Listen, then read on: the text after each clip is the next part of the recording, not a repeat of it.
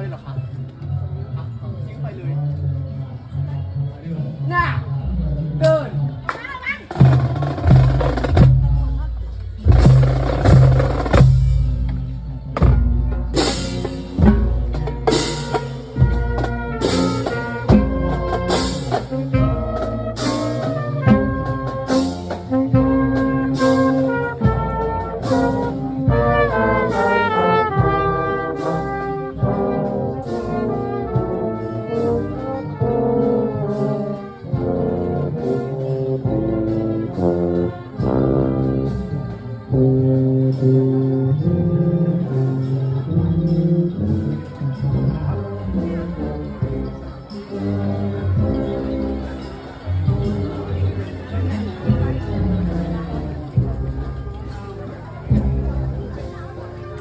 ไล่มาเลย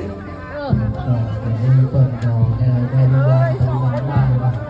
ให้อาจารย์จะไปได้ได้ใช้การเปิดต้นเพราะจะไปพบกันบนโยธวาทิตของโรงเรียนมัธยมสันกำแพงซึ่งครูบาอาจารย์ที่ได้หั่นได้สอนได้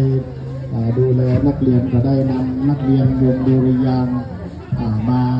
ช่วยการช่วยงานยังที่ในวัดก็ดีแล้วก็แห่นำขบวนพิธีนำเสือ